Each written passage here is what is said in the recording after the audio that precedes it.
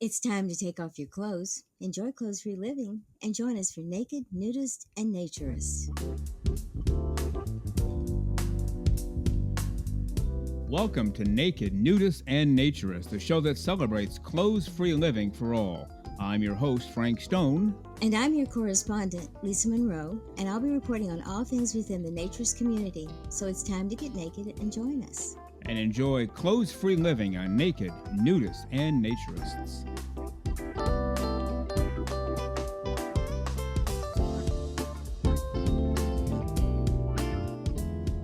Well, greetings and welcome into Naked, Nudists, and Naturists, episode 65 today. We've been waiting all week for you to show up. It's been 167 hours since we've seen you. Glad that you are here living the life and ready to enjoy the next hour, clothes-free living for all of the right reasons. The swimming pool is ready to go. The hot tub is fired up full bore. The grill is going full blast. Fruits and vegetables off to the right. Cold drinks off to the left, hot drinks inside, and all of the desserts that you brought are near the door so you can find them easily and please consume them. Otherwise, Lisa and I will put on 200 pounds before the next show, and that's not good. But we are glad that you are with us, Naked, Nudists, and Naturists. As I mentioned, episode 65, our 65th week of broadcasting and our 65th episode, which means only one thing. We've been coming at you every single week for 65 straight weeks. Where else do you find that in life? Well, you don't. You just get it right here. Naked, Nudists, and Naturists, episode 65. On today's show, we will have part 2 of my interview with CHEVY. She's the vice president of the board for the Dell Ranch out in California. Lots of great things happening out there. They've had a couple of ups and a couple of downs. We'll talk about all of that. We talked about some last week. We'll finish up today with CHEVY from Dell Ranch. Lisa Monroe will be here, of course, talking about Sweden and spas. How about that? We will have part 1 of my interview with IZAERA. He is an author from the country of Canada, and he's written a book called Naked, Shameless, Human, and Free. Lots of great ideas about living your life, living your best life, and being who you really are. So part 1 of my interview today with IZAERA.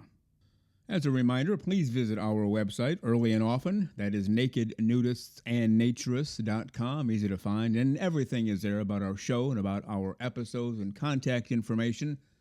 The best place to follow us is on Twitter. Just look us up there. Type in Naked Nudists and Naturists. You'll find us. And also our email address, nakedforevermore@gmail.com.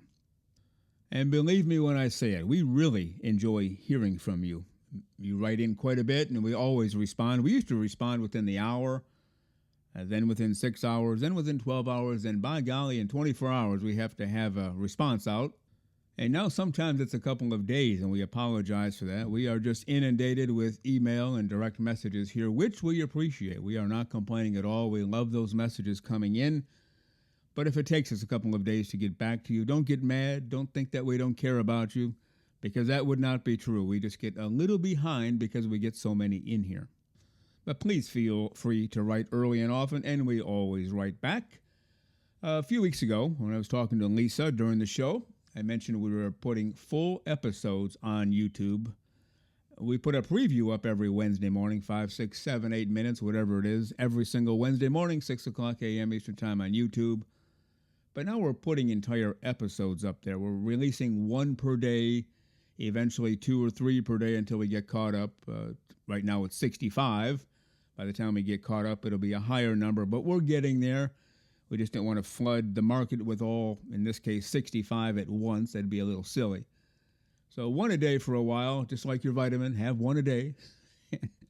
And we'll get caught up and everything will be there. We should have done this from the beginning in retrospect, but at least we're doing it now. Full episodes of this show, 1 through 65, eventually on YouTube. We're getting there 1 show at a time. I also mentioned I had 2 points to make a few weeks ago. Never got to the second point. That has to do with editing the shows and the interviews and the segments. I do my own editing here, and for years I've had my own suite of editing tools. I've developed some of my own. There was one I've been looking for forever. Can't develop it, can't find it. Well, finally found it. Long story short, don't want to get into the weeds. but every single episode is being reprocessed now to give you a better sound overall. You're listening to Naked, Nudists, and Naturists, episode 65 today. And now let's get to part 2 of my interview with CHEVY, the vice president of the board from the Dell Ranch in California. Now, I heard, I don't even know when it was, the last year or 2 or 3 or 4 or whatever, but Dell was up for sale, and there was some controversy. Would it remain a nudist resort? Because some of the nudist resorts have gone away. They've been sold to people who say, nope, changing it to a textile place or whatever they're doing. What's the update on Dell? Did it get sold? And obviously it is remaining a nudist resort, at least for now, right? Correct. In 2019, in October, it was sold. Robert and Rebecca Kilborn sold the property to investors. We were introduced to the owners. We were introduced to Mark and Brian as the owners. And we were told that there was a silent owner that we didn't know about. And then just recently in November of 2023, we were told about Tina being the other owner. Tina was the silent owner for a while? I would assume so, yes. Okay. That's how it seems. And is she more the managing partner, the one who has either eyes on or hands on the resort? She's the one that has been managing a lot of what's going on. She's not here full time, so she does have a manager on site for her. And then that manager on site reports to her about what's going on. There are a few other people also that give her information about what's going on the ranch and try to solve some of the issues. Okay, is she a naturist as well, or just bought the place as an investment, or do we even know? She bought the place as an investment. She told me one day that she had no idea what she was getting into when she bought it, though. Just in terms of what had gone on before, the shenanigans, political nonsense, that kind of stuff? Yeah, she had no idea. So yeah, well, that happens a lot. How is it looking now? Is it shaking out pretty favorably? It's going to remain a nudist resort and things are calming down. I mean, obviously the murder aside, we'll pretend that didn't happen for a moment, but just day to day, the park is running as you want it to, or how do you see it? We have a board of directors that run the events and stuff. The ODMA board has been trying to keep us going and like our events going. Tina has promised numerous times that she's going to stay nudist, allow us to stay nudist. She's told us numerous times that she doesn't care what we do on the property as long as we're not doing damage, basically. Right. Well, yeah, that makes sense. And there's a manager on site, but also a board. Now, how do you get to be on the board? You have to be a member and in good standing and then run and get elected? Correct. Yeah, you have to be a member in good standing. Other positions hold different criteria as well. I'm the vice president on the board currently. So one of the things for that is you had to have been on the board previously. You have to, when we established the new board, we didn't have one for a while. So we had the criteria that for president and vice president, you had to have thrown a major event before. So like one of our Labor Day weekends or Memorial Day or something like that. So, well, that makes sense. I mean, it shows others you actually know how to run things, at a smaller level, because how can we let you run the whole resort as the president when you can't even run, a trick or treat night, right? Right. Yeah, exactly. The small one you didn't do very successful, but we're still, it's not even that, we help out everybody who does events. If you haven't done an event before and you want to chair an event, then the whole board backs you on it. So yeah, that sounds great. Now, what about your own background story, your personal story? How did you discover naturism? How did you decide, I'm going to live the clothes-free life forever because it is definitely for me? How'd that come to fruition for you? So when I was in the military, I was in basic training in 2006. My sister moved out here. And when I found out, I made the most terrible joke in the whole world and said, "Oh, what? She can't afford clothes anymore." So, but she came out here and I visited her while I was in high school because I was still in high school at the time. So I came out and visited and I absolutely loved the place. I fell in love like most other people do with Olive Dell. So your sister had moved out to California to become a resident of Olive Dell? We grew up out here. Me and my sisters, we all grew up out here in California. I actually was raised in the mountains for a little bit. Okay. and then down near Orange County. So she was going through some shifts in her life, and so she was trying out different things, and so she found nudism. So she came out and she moved out here, and she Oh. fell in love with the place, and so yeah, that's Oh. Okay. So that her diving in first is what you led you into it. You discovered she seems a lot happier and just more aware of what's going on. So you decided to try it. essentially that. And we always had so much fun. This place was always is Yeah. always so much fun. Anytime we throw an event, people have the best time. Well, it sounds like it. We went through some of the list of events you have, weekly events or weekend events. It just sounds like everybody's having a good time all the time, which is kind of the basis of naturism, at least to an extent. All the bad stuff is taken away. You just enjoy life a little more, don't you? Yeah, Yeah. we do. We live life almost to the fullest, because we don't do any of that hardcore stuff. But Yeah. Yeah. we Exactly. live to the fullest, and it's a lot of the other thing with naturism and nudism is once you take the clothes off, there's nothing left to judge. Yeah. Yeah. So it's also living judge free and Yeah. being comfortable in your own skin. Yeah, yeah. People don't understand that when I tell them, or probably when you tell them, like, yeah, you take all your clothes off and nobody will judge you. They're thinking, oh, yeah, right. They'll judge me 10 times more. Not true, though. They just don't judge anymore because there you are. You're you and I'm me, and we're here to get along, right? Right, because who cares what Gucci shirt you're wearing or, stuff like that? Because there is no Gucci shirt. It's just you. That's who That's, you are. that's exactly right. Well, very well said. Now, you mentioned you have a couple of kids. Any issues with them in the textile community? Like, oh, you live over there. Or has that been pretty well accepted out there? So I think my son was bullied for a little bit for it. We had some issues with the school system regarding that. But now that he's a little bit older, he hasn't had as many problems with it. However, as teenagers do, he's going through that transition of, I don't want to be a nudist right now. Yeah. But he's still, yesterday he was walking around nude and I was shocked. Yeah.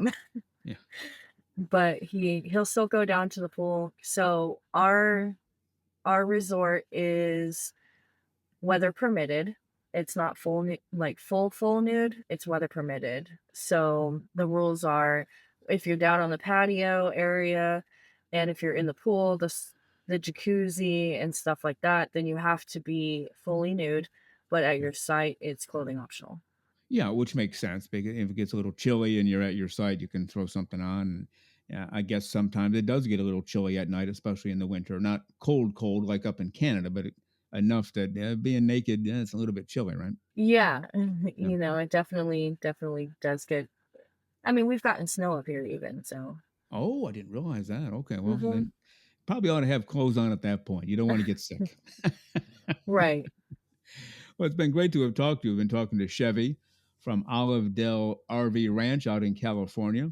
And Chevy, if people want to get a hold of you or get a hold of the of Olive Dell, what's the best way to do that? Is there a website you want to put out there? You can go to the olivedellranch.com. It'll direct you to olivedell.com. You can also look up for our Facebook page. So you can find our Facebook page for that the association runs. It's Mhm. the official Olive Dell Membership Association events. Okay, now that's a private group, I think, right? They have to get permission to join, or can they just dive right in? So you have to get permission to join because we don't allow people that just made a profile, don't have a profile picture, stuff like that. If you seem like a spam account, then they're not going to allow it. That's why. Okay, but you can get in even if you're not a member. You'll let them in. Correct. Correct. Oh, okay. As long as they behave and all that good stuff going on out there. Yeah, we haven't had to, we had one issue. So the other thing is right now we have it set so that you can't privately message any of the other members because of what's going on. Yeah, that's probably a good way to go. Well, great to talk to you. Keep doing all the great work you're doing out there, and keep Olive Dell alive and well and free and open to nudist, naturist, and clothes-free living people. How's that for a deal? Yeah, I'm trying every day. Thank you so much for your time, Frank. Oh, you bet. Again, Chevy from Olive Dell RV Ranch out in California. Chevy, go out there and have a great clothes-free day. We'll talk again soon. Thank you. Have a wonderful day. Thank you.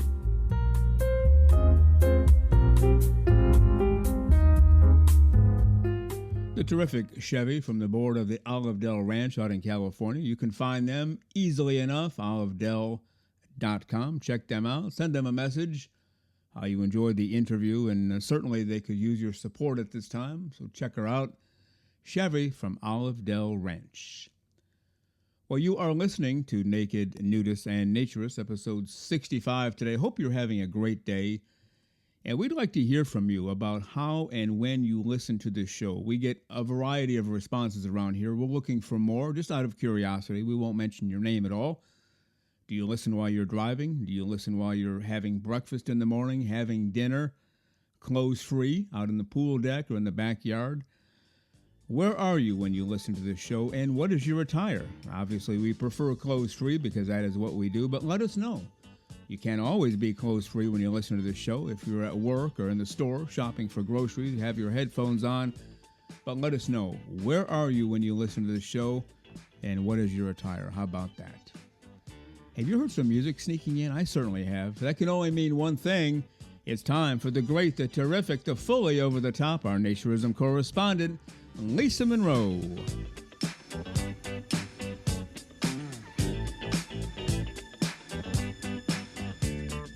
And here she is, completely clothes-free, completely smiling, our very over-the-top correspondent for naturism, Lisa Monroe. Good morning, Lisa. How are you today?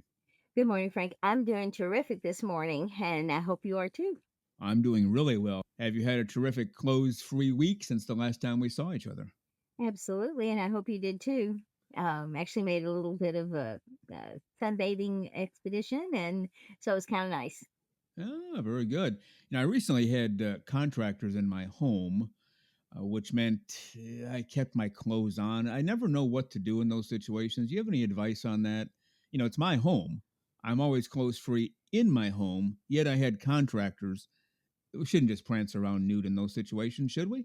Well, I believe not, because you don't know how the other people feel, and so there's a Yeah. level of respect you have to have for the wishes of others. It is your home, you have every right to do so, Yeah. but it depends on how your contractors you think would react. And some might just, grab their little tools and go. And some might be go, oh, wow, can I do that too? And you just never know. But I would always err on the side of caution and probably just keep my clothes on and not worry about it. I always liken it for some reason to music.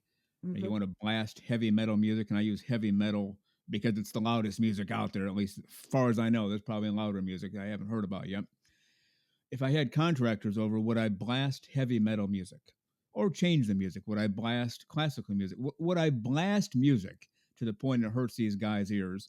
No, unless I checked with them first. Hey, I want to put on some Beethoven or uh, ACDC full blast. Do you mind? And if they say, no, that's cool. We love that music. Well, great. Yes. Same thing with prancing around nude when you have contractors. Hey, I love to live clothes free. You guys mind if I walk around with no clothes on? And they'll say either, yeah, sure. In fact, we prefer to work nude. Great. Hmm. Or they'll say, adios, pal. Don't ever call us again, or anything in between. But probably should just be respectful no matter what you're doing, right?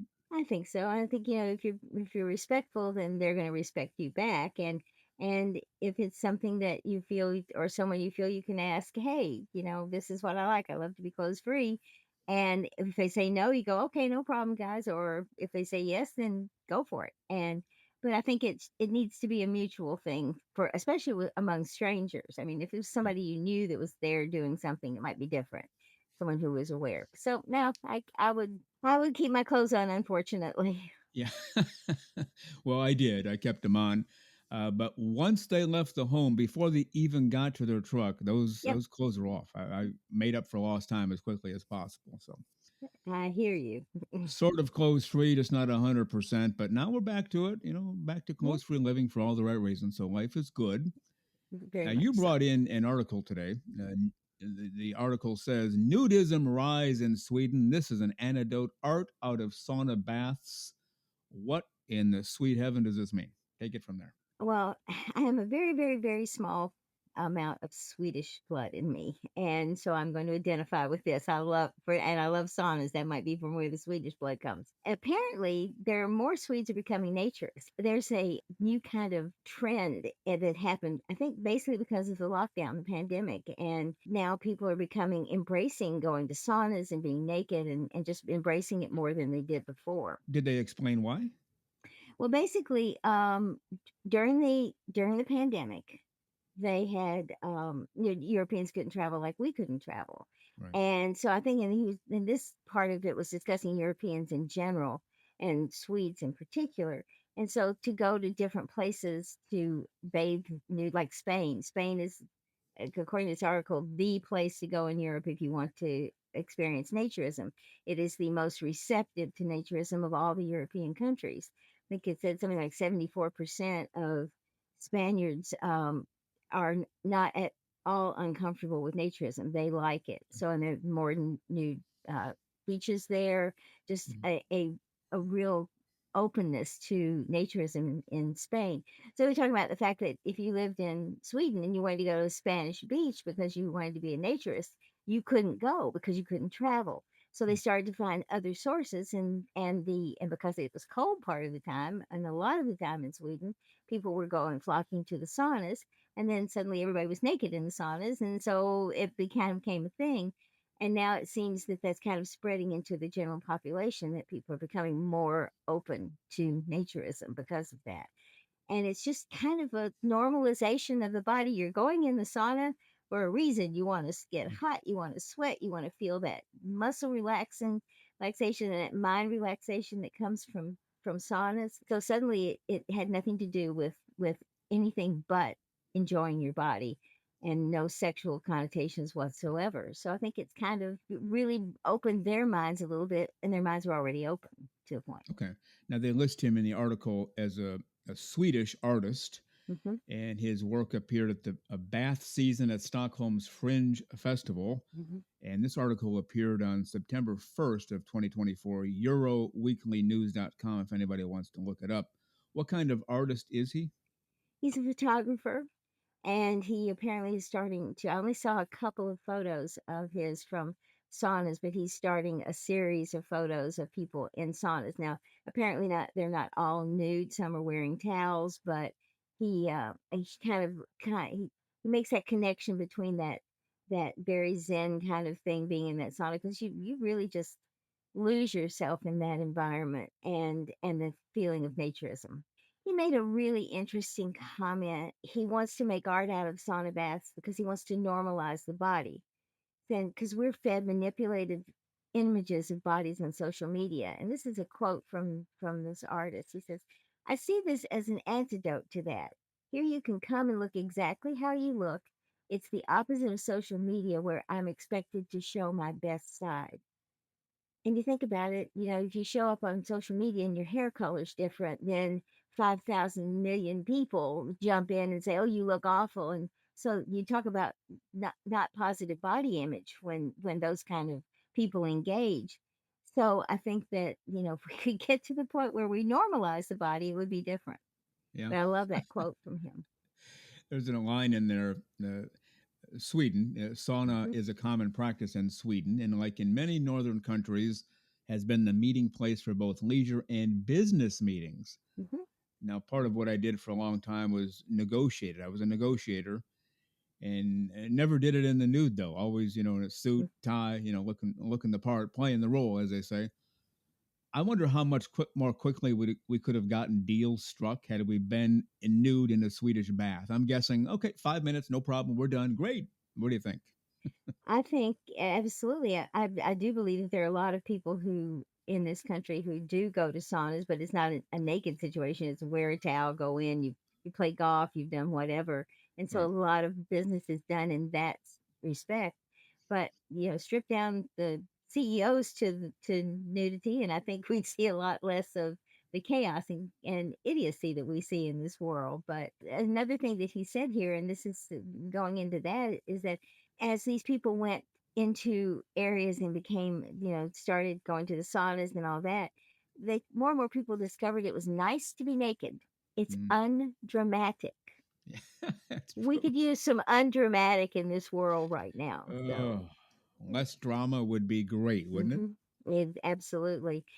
And there's an interesting thing here because there's a um, comment from a professor at Lund University in Press and Gender Studies. And I think this is an important thing for us to think about because we know the U.S. and is not as open to nudity, and that's a lot from our culture and where we came from. And it was funny and actually very strange to me that the Brits, who do have a law where you can walk around naked, are 40. I think they said 40% uncomfortable with seeing people even in a skimpy bathing suit on the beach. Yeah. So it's kind of surprising. But one of the things that may have helped Sweden is that they implemented mandatory sex education in Mm. 1955. And the quote from this professor is made possible the body culture movement, which insisted that nudity is not sexual or pornographic. So it may be just that open that that intellectual opening, of your mind to think that to learn to separate the two situations. And skimpy bathing suits we talked about before. Mhm, To me, that is sexualizing the whole mhm. thing because guess what parts are covered up? Everything is naked Absolutely. except for certain parts. Yeah, the sexual parts. Yes. And if you have a bright yellow, bright green, blue, whatever color suit you have on, the eyes are drawn to it. Oh, there's a bright red. Oh my gosh. Mhm. Whereas nudity, not a big deal. Oh yeah, she's naked. Anyway, what's for lunch? Yeah. Because it's the billionth time you've seen a naked person that day. But it's the skimpy suits that get people in trouble, isn't it? It certainly is, I think, and especially and the fact that people think that the less clothes you have on, the more sexually aware and promiscuous you are. So that the two kind of find mesh together. And there's nothing wrong with dressing sexy. There's nothing wrong about that. But it's a mindset that we have to kind of get around and not think that just automatically triggers something it shouldn't trigger. Yeah. Well, near the end of the article, there's a sentence I wanted to read. In most European countries like Sweden and Spain, there are no laws prohibiting people from being naked as long as nudity is not intended to disturb others. That's why I go back to my music reference. You can play music as loud as you want as long as it doesn't disturb others, no matter what you're doing. Starting your car and revving it full force at 3 in the morning might disturb your neighbors. You probably shouldn't do it. Same thing with nudism and nudity, clothes for living for all the right reasons. If somebody's going to get upset, in their setting, for example, or a public setting, then let's talk about it. Same with blasting music in the park. It's going to upset a few people. Let's talk about it, but don't just assume I'm me. I'm going to do me, and then you get out there and tick people off. Probably not the way to go in anything in life, right? No, not the way to go at all. Mm, And, I keep coming back to something that I was taught when I was a little girl in school, and that's the golden rule. Do mm, unto others as you would have them do unto you. It's yeah, pretty simplistic. You yeah, treat people nicely, they're going to treat you nicely.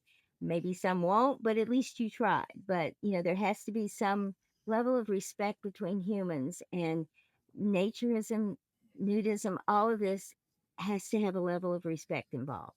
yeah. Well, it all goes away. All the nonsense goes away. Yeah. And that's part of our role here, part of what a lot of people are doing out there. No, we call it normalizing it.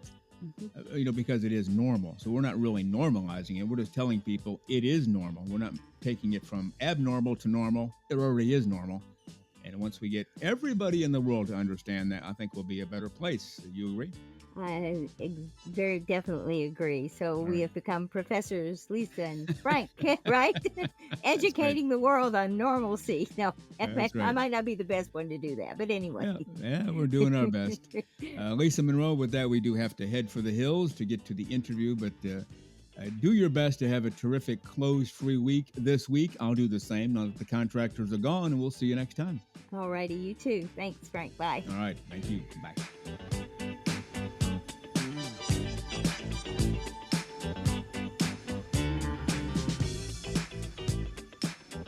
The very terrific Lisa Monroe does all of our website work here, creates those Thursday memes on Twitter. We put out a Twitter promo every Tuesday and Friday, the YouTube preview on Wednesday, a humorous meme on Monday. Well, Lisa Monroe does the meme for us every Thursday, so we appreciate her very much around here, the terrific Lisa Monroe. We are the official podcast for the American Association for Nude Recreation. Are you a member? If so, great. You know exactly what the benefits are. If not, now is your time to join AANR.com. Follow the navigation on the website, and you'll become a member within moments. How about that? Well, again, you are listening to Naked Nudists and Naturists, episode 65 today. Now let's get to part one of my interview with IZAERA from Canada. He's written the book Naked, Shameless, Human and Free. We are headed up to Canada this morning, in the Toronto area, the greater Toronto area, to talk to a gentleman who was on the show for a short interview back on March 30th, episode 40, if you want to go back and hear that. He runs a blog/website called Proud Naturist, your go-to source for all things naked. And he's also the author of the book that we talked about last time, Naked, Shameless, Human and Free, a simple guide to becoming a human being. So let's welcome from Toronto up in Canada, IZAERA. Good morning, IZAERA. How are you today, sir? Good morning, Frank. I am absolutely amazing. Thank you for inviting me and having me on the show. I'm blessed. Absolutely. We had a lot of great feedback with your short interview back in March of 2024, and the plan was always to get you back. We scheduled it. Here you are. We're good to go. How's life treating you in the Toronto area? But yesterday was the World Naked Bike Ride, which not yesterday, Saturday. It was a great event. We had, I'd say, around 200 people, maybe a little bit more, maybe a little less, participate in the ride. And we created a lot of havoc in downtown Toronto, blocking up traffic and just people, like it just seems so supportive there, right? Like they're cheering, they're laughing, they're, obviously breaking out their phones and taking videos. And, it's not something you see every day. So it was a lot of fun. And life is treating me very well. I'm above ground and breathing. That's a good starting point, right? Being alive and above ground. Yeah. It's Do you know how long the World Naked Bike Ride has gone on in the Toronto area? celebrated the 25th year today. Or this week. Very good. In Toronto. In Toronto, yeah. Now, I heard from a guy, we talked to Jonathan Ward. He's with British Naturism. He's the head of the, the youth group, like 18 to 35, Young British Naturists, I think they call it. And he said to stay away from that. It's his advice, only because there are a lot of things that go on there that are really not naturism activities. What are your thoughts on that? Is that true in Toronto as he believes it's true in the UK? I don't know about that. Like going out there and putting out awareness about naturism out into the public is something that's desperately needed because, there are a lot of people that want to experience it and just know nothing about it. So the World Naked Bike Ride is about protesting the use of fossil fuels and the over consumption of automobiles and the lack of, and Toronto is the worst case scenario for the lack of public transit. I mean, we've got a system, it's fairly good, but still it does not cover nearly as much as something like New York City or London, England, for that matter, right? The system seriously lacks. So we do a serious protest every year about that. And we want to, I hate to use the word normalize communal nudity because it's natural. It's something that we should be. So being part of that event, I think, is important for us. You know what? We had two beautiful young women from the Naked News, which is a podcast-ish sort of a live streaming, news program. Absolutely, yeah. It's produced up here in Toronto, and two of the lovely young presenters were there with cameramen. And of course, being beautiful young women, they draw attention, right? So there was a bit of a mobbing, I guess you might call it, of people with cameras and watching the event go down. But I think that was a kind of a good thing because it drew attention to naturism and promoting a healthy lifestyle. Yeah, and that's how I look at it too. It's you can't control everything. So you can't say, IZAERA, I'm going to have this World Naked Bike Ride, and here are the rules for everybody who shows up, including the clothed people in the crowd. You just can't do that. You can't control everybody. Exactly. Getting naturism out there, promoting just being naked outside, that's probably a good starting point. And there's no way to know or quantify, but how many people over 25 years showed up just to watch and thought, you know what, I'm going to try this next year. And they did. Probably a whole bunch, more than we know, right? There was actually a couple of gentlemen that I met that said, I was here last year. It Huh? looked like fun, and I kind of grew the courage to try it this year. Awesome. Like it's working as far as I'm concerned. Even if we touch one or two people every time we do one of these demonstrations, then it's working. Yeah. The only negative aspect I've heard, and I don't necessarily consider this negative, but somebody promoted it as negative, is textile people do show up just to watch all the naked people, kind of like people in a zoo, like, oh, and look at the body there, look at her, look at him, and they're taking pictures. And to which I say, so what? Yeah. Being naked is fun. It doesn't have to be under specific rules. And I'm guessing you agree with that. Let's just have fun with our clothes off. Exactly, Yeah. exactly. Yeah, again, there were people walking around talking in different languages to people on their phones with their phones out, showing the people what's going on, Yeah. et cetera, et cetera. And it's fun for me. It's fun. Yeah. And this went on all day, or is it a morning activity? You're done by noon, or what? I arrived at the gathering point at about 10:30 a.m. And I didn't disrobe immediately. I sat down under a tree just to relax and read a book. And as people started gathering, people were already there naked and communing, talking with each other. But I kind of waited until it was closer time to the posted arrival time. So around noon hour, I disrobed and started participating. So I was observing the other people, etc., going on around there. But yeah, so noon hour was the arrival time, and the departure time for the bike ride was 1 o'clock, and it went until about 4 o'clock, 4:30. Oh, And then after that, there were people who went to Handlands Point, which is yeah, our official clothing optional beach here in Toronto. right. Some people gathered at other venues to do nude things. So yeah, it was a lot of fun. A really well organized thing. Okay. So So a lot of people not just ride their bike nude, but they make a day out of it, maybe even a night too, just kind of enjoy all the activities. an event, Yeah. Yeah. absolutely. Yeah, an event. That's good to Yeah. hear. Well, other than the World Naked Bike Ride, tell us again. I think you might have addressed this before.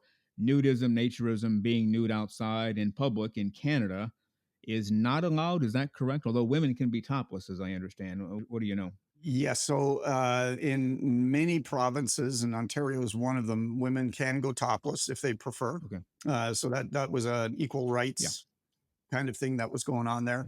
Yeah. But nudity is not allowed in Canada. There's a very restrictive law that says you cannot appear naked, or no, pardon me. Yeah, you cannot appear. I believe it's worded naked. Yeah. I'm not 100% sure. Right. You cannot appear naked in view of the public. Oh. So there can be a criminal charge placed against you, not something like what I think you guys down in the States call a misdemeanor, where there's a fine that's applied. You get a criminal charge, and that follows you for the rest of your life, Holy. Oh, right? yeah. Yeah, and it's ridiculous. It's way overboard. But the good thing is that it's very difficult to prosecute in Canada. It has to, your charge has to be presented to the Attorney General, Okay. and the Attorney General is going to decide whether or not he's going to pursue it. Waste the taxpayers' money on pursuing this nonsense, right? Right. So people have been charged in the past, and they haven't pursued it.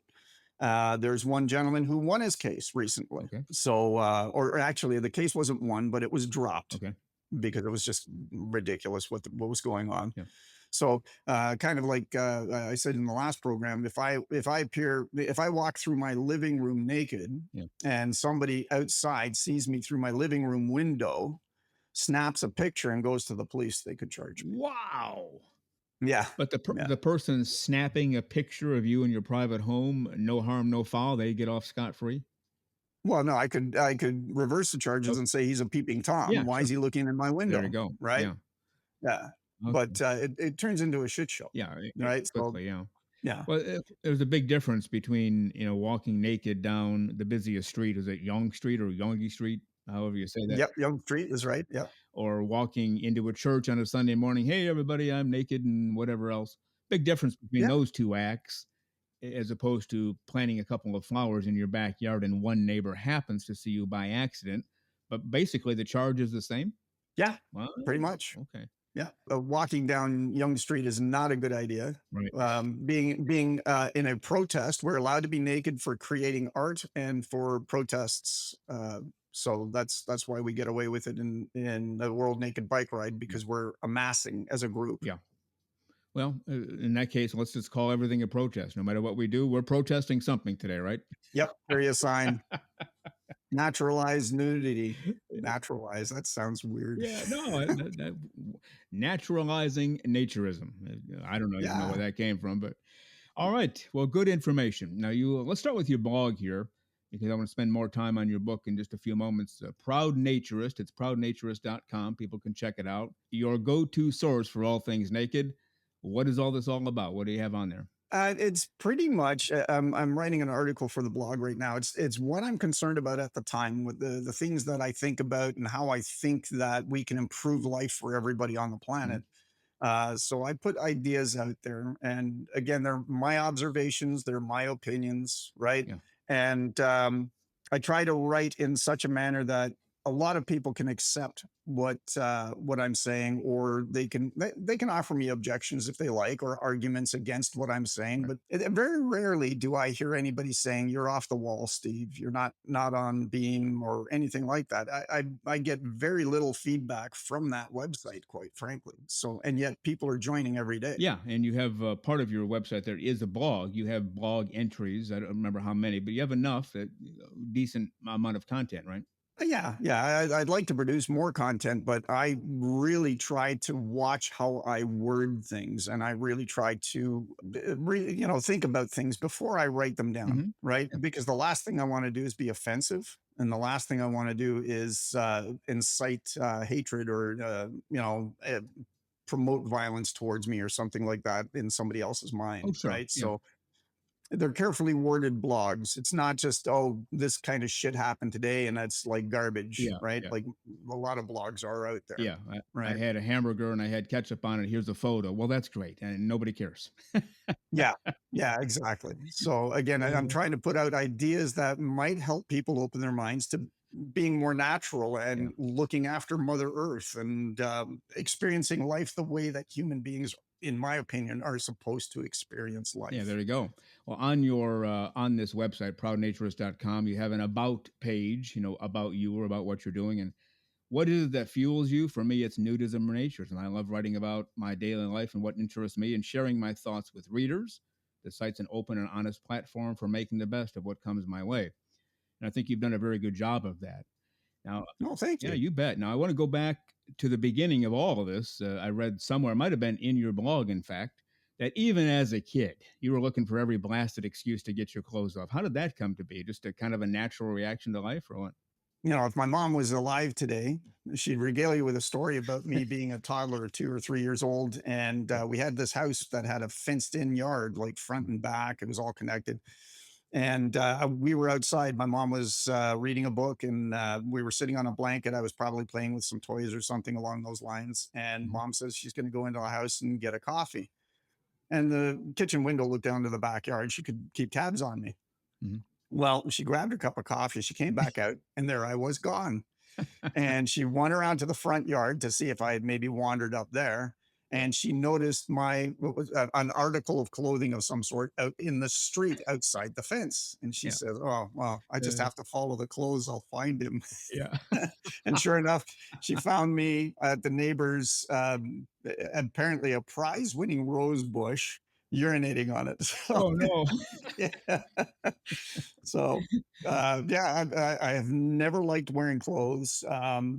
Even ages whenever 5 to 12 years old to 20 years old, to now. Any chance that I can find to be naked, Yeah. the clothes come off. They just Yeah. don't feel right.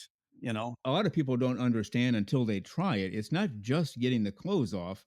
It's when the clothes come off, everything else goes away. The nonsense, the stress, the Mhm. worrying about this, that, and the other thing. You're just you, and you're just enjoying life, as you mentioned a little bit earlier, kind of how we were intended to enjoy it. It's not a sexual thing at all, is it? No, not at all. Mm. Yeah. It just feels right. It feels Yeah. the way that I need to be. Yeah. And it's more pleasant when I'm outside the house, where I can feel the sunshine on every inch of my body, Yeah. where I can sit on the grass, connect, physically connect with Mother Earth. That is a sensation that, I talk to a few naturists and they don't really pay attention to. That's another reason why awareness to people of these sensations and this connectedness that to Mother Earth that we're missing. Somewhere down the line of our evolution, we decided to wear shoes, which was insulating us from Mother Earth, right? And then we built concrete jungles, the concrete and the asphalt over Mother Earth, with little patches of green here and there that are overgrown with thistles and dandelions because we don't want to pollute the environment, which I don't mind, but it's not that comfortable going barefoot or sitting on the grass when you're sitting on a thistle, right? you know, or That's a true. prickly little, I want to call it a weed, a plant of some sort, right? Sure. Yeah. Well, that's basically how all of that started. If you believe what we've read in history, at one time, everybody was nude. It wasn't even a big deal. It's just that's how people lived. And as they started to spread throughout the earth into different climates, then oh gosh, it's cold up here. Hmm. And so they'd have to get something. And eventually they went to robes. And that was about it for a long time. Just a robe you'd walk around if you needed it. And if you didn't, then you didn't have it on. I don't know when we got into pants and shirts and dresses and underwear and bras and everything else, but I forgot the number, but that's a multi-billion-dollar industry, clothing and the Hmm. fashion industry. And I'm Hmm. guessing that's a big reason why the whole world doesn't convert to naturism. We have a lot of forces fighting against it, right? Yeah, yeah. This is what I write about in the book. We've gone from being free and natural to being avaristic and wanting to accrue more money than what we need. Yeah. And unfortunately, with that comes controlism because Mhm. people want to control all the money Yeah. and therefore all the people. Yeah. And this is the kind of a state where we're at now, right? Man, I could go on for hours about this. So Yeah. Well, you it's mentioned talking about your book now. We're talking to IZAERA from Toronto, Naked, Shameless, Human, and Free. We talked last time, and it's in your book as well. And people have a different reactions to this word, but the word is programming. You believe, without question, we've been programmed our whole lives from birth on. Our parents said to do this, our teachers said to do that, the media says this, the government says that, and we just do it. We don't necessarily think for ourselves. It's, oh, I guess that's what I'm supposed to do. Off I go. And then we have people who are not happy with themselves and they can't figure out why. It's because you're not naked, shameless, human, and free. You're doing whatever somebody told you to do, and you don't even know who the person is, right? yeah, exactly. This programming starts from the day we're born. Like, let's face it, we are blank slates.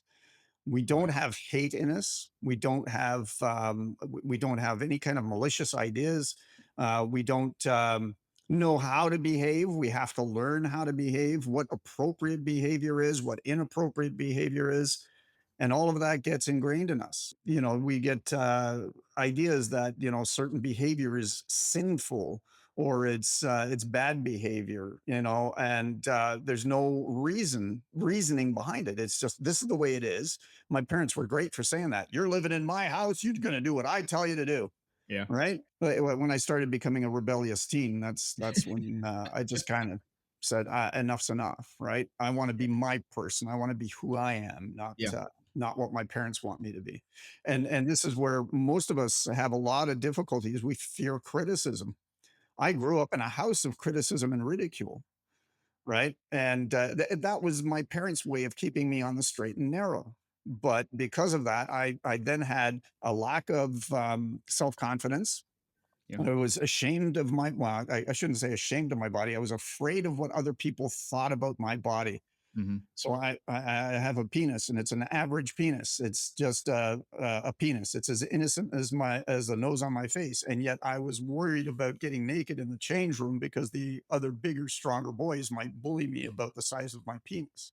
Sure. I always thought it was inadequate. Mhm. I grew up thinking that my body was not attractive to the opposite sex, to females, to women. Right. So there was that complete lack of self confidence there. And that affected me up until I was about 50 years old. As I grew up and I got heavier, I started filling out, as it were. I started to thinking, well, now I'm flabby and fat and still not attractive. Right. Yeah. Recently I've had some compliments about my body. I'm giggling about it because I find it nice. It's complimentary.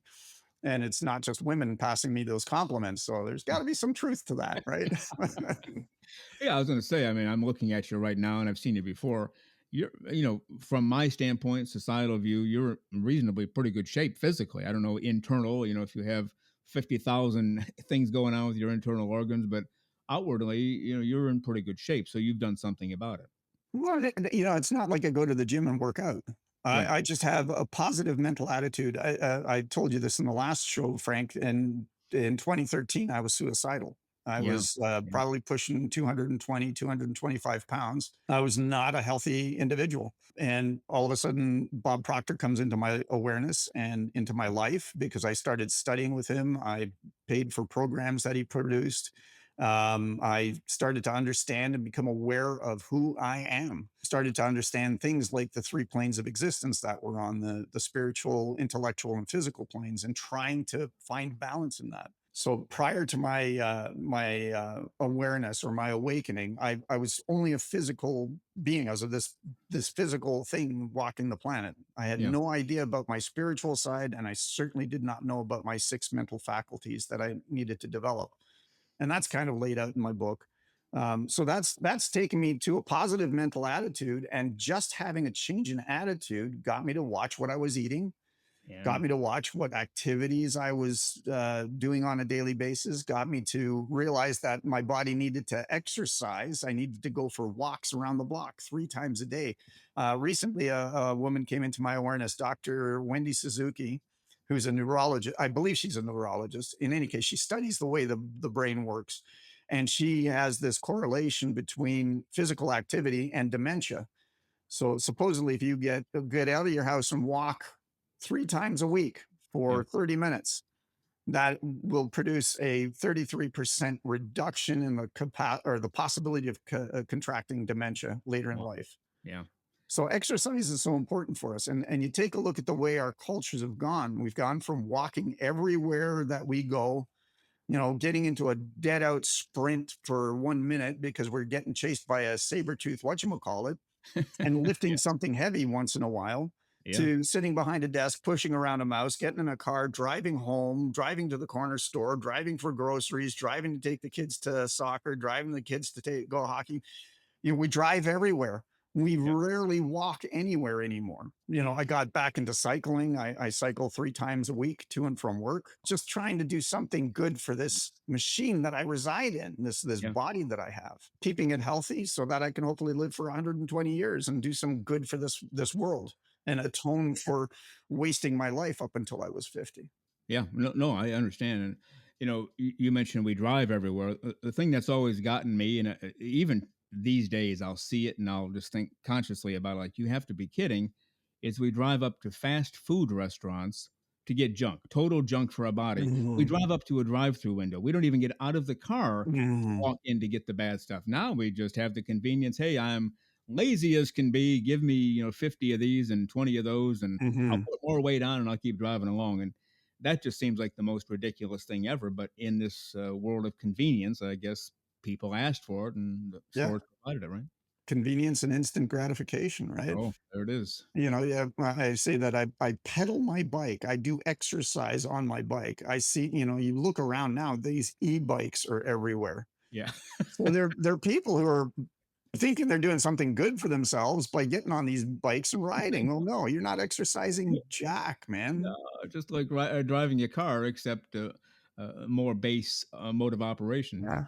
Our Uh, technology is amazing. Like, I really love electric vehicles. I think they're going to help us clean up the planet, but they're also a detriment to our health, right? hmm Yeah. So Yeah. technology has a good and a bad side to it. And I think that people need to become more aware of, are we using our technology to our advantage? Yeah. Well, you mentioned something a few moments ago. Now, when you went into the locker room, you were afraid of what other guys would think of your body, this, that, the other thing.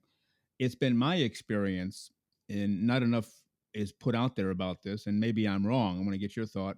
Every guy thinks that. That's not just even the best looking guy with the best body in the locker room. He's still thinking, maybe what if somebody makes fun of me? What if somebody, this, that, or the other thing? And we've heard for forever women have this, and there's no question about it. Hmm. Yeah. I've heard a study. It's been a number of years. If a girl is called fat or ugly or whatever when they're 3 years old or 5 years old, if they end up being 40 years old and in perfect physical condition, as in, Playboy magazine perfection in terms of societal world, she still thinks of herself as fat and overweight because that was put in her brain and she still believes that. So Hmm. we're always struggling with this, aren't we?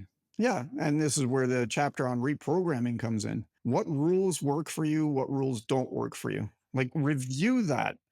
Like you said, this very athletic, healthy woman thinks that she's still fat. She has to review that, right? Are Yeah. you doing something that's good for your body by thinking such a thing?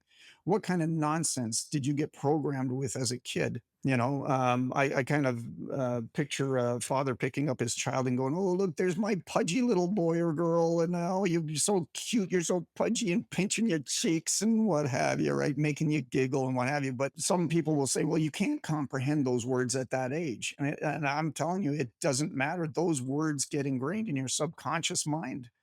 You're like a dry sponge put into water for the first time. You're absorbing everything that's coming Right. to you. You have no filters and no capacity for reason to understand that what your dad's telling you is bullshit, Yeah. right? Well, everything gets in. Hmm. And that's why sometimes people will lash out or say something and they'll say, "Whoa, where did that come from?" And the person who said it, I don't know. I'm just really mad about this. Well, it probably came from when they were 2, 3, 4, 5, 10, whatever. Hmm. And it's And in the back of their mind and it came to the forefront, right? yeah, yeah, or getting defensive, or and this is another reason that I say that, there was a chapter I wrote called "Men Don't Think." And this is a reason why I say this is because, we react to whatever somebody says, right? And they're reacting to something that happened to them. Yeah. They're not really sitting back and going like, "Ooh, wait a second, I don't like what I'm feeling here. I better watch what I'm thinking because I don't want to say the wrong thing and escalate this," Yeah. right? Yeah. I have heated arguments with friends. We don't agree on a lot of things. Right. And the one thing that I know is that there's a good possibility that even with my argumentation and trying to bring awareness to them, that they may not change their mind. Right. So getting angry when I see that escalating to the point where we're yelling at each other, I say, okay, okay, we got to stop here. Right. I want to go, I want to see you again tomorrow and be friends with you. Right. Like, I don't want this to end a relationship here because we can't agree on this.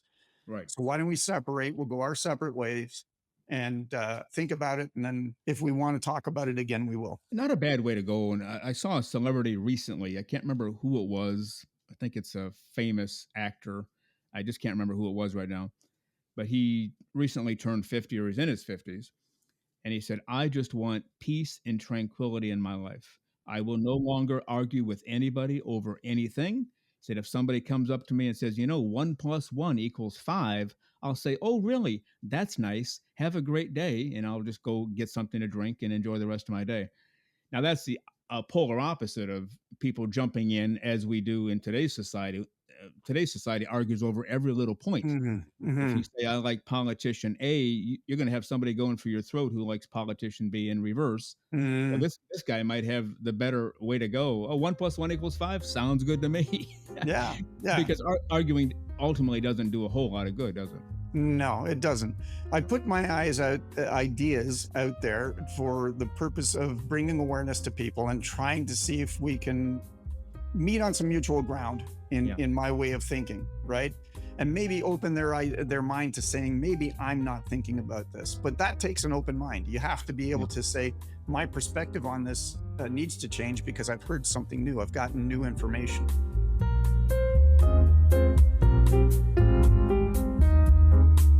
The terrific IZAERA, lots of great ideas about living our lives. He's an author from Canada, and he's written the book Naked, Shameless, Human, and Free. And next week on episode 66, part 2 of my interview with IZAERA. Well, you've been listening to Naked, Nudists, and Naturists, episode 65 today. We give you a brand new show every Saturday morning at 6 o'clock a.m. Eastern Time. Continue to join us. Check us out on our website, nakednudistandnaturist.com, Spotify, Google, Amazon/Audible, Apple Podcasts. And also on Twitter. You can write us anywhere, anytime, any place. And we thank you for being with us today. Plan to join us for every single one of our shows here and have your clothes off when you're listening. We have our clothes off when we're broadcasting, enjoying the naturist life. We celebrate clothes-free living for all. Remember to enjoy being naked and join us again for Naked Nudists and Naturists. We drop a brand new show every Saturday morning, so come back and join us. Have your clothes off when you do for Naked Nudists and Naturists. Have a great clothes-free day.